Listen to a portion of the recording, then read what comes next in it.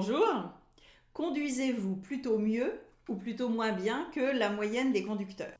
Je parie à 90% que vous répondrez que vous conduisez mieux que les autres.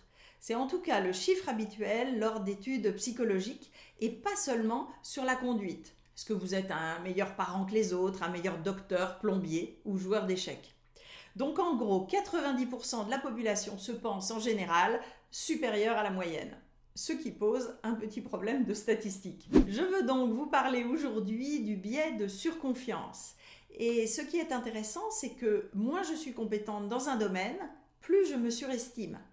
Mais il y a aussi le cas inverse plus rare où je sous-estime mes capacités. C'est typique des experts pour qui leur compétence est tellement naturelle qu'ils pensent que tout le monde en est capable. Cela s'appelle aussi l'effet de Dunning-Kruger, du nom de deux psychologues américains qui ont décrit ce phénomène il y a une vingtaine d'années.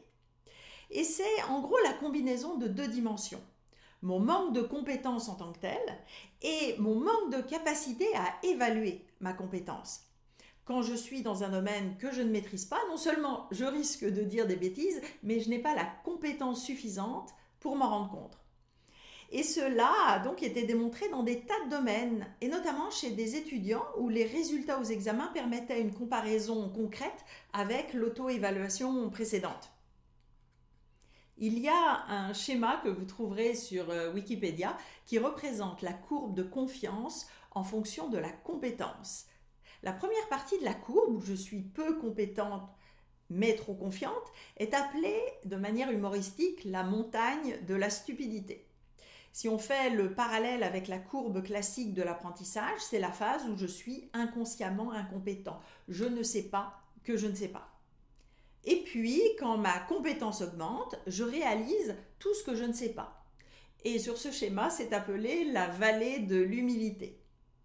Ensuite, je deviens consciemment compétent, je sais que je sais, et cela me donne le moyen de m'auto-évaluer presque correctement.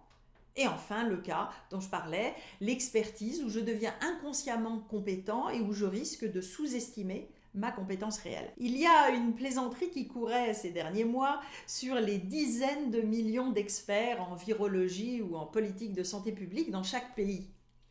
Et donc peut-être une illustration de l'effet de Dunning-Kruger, mais bien sûr, cela ne concerne que les autres. Sachant qu'il y a dans cette courbe un détail intéressant, c'est que le néophyte, le débutant, a une confiance en lui supérieure à celle des experts, ce qui veut dire qu'il parlera de manière très assurée et souvent schématique là où l'expert veut être précis et nuancer éventuellement ses propos.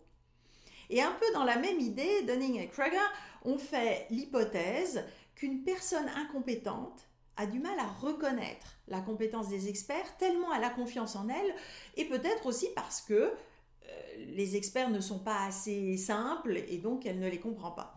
De plus, j'ai noté 4 facteurs additionnels qui compliquent encore ce sujet passionnant. Premier point, presque rassurant, au moins pour une partie du monde, il y aurait une dimension culturelle dans ce biais de surconfiance. Ces études ont été faites principalement aux États-Unis et depuis, des études sur d'autres continents et notamment en Asie ont montré des résultats différents. Deuxième point qui expliquerait l'expression de vieux con ou vieille conne. Si j'ai été compétent un jour, je garde l'illusion de l'être encore aujourd'hui alors que j'en ai oublié la plus grande partie et aussi que le monde a sans doute changé. Troisième point, l'effet de halo.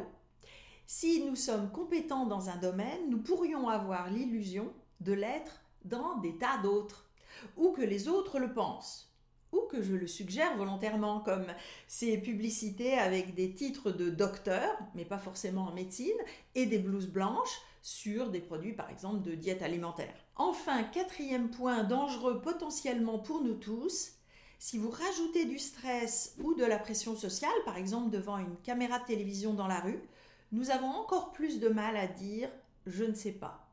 Et allons parler de choses sur lesquelles nous ne savons finalement rien. Il y a 2 grandes voies pour sortir du piège de la surconfiance. Demander du feedback externe sur sa réelle compétence ou vouloir apprendre et donc réaliser par moi-même que je ne sais pas.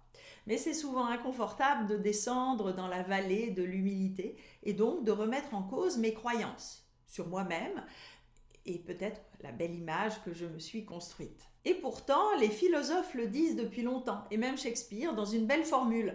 Le fou se croit sage, mais le sage se reconnaît fou. Si cette vidéo vous a intéressé, faites-la suivre à vos amis ou collègues et abonnez-vous maintenant à ma chaîne YouTube. À bientôt!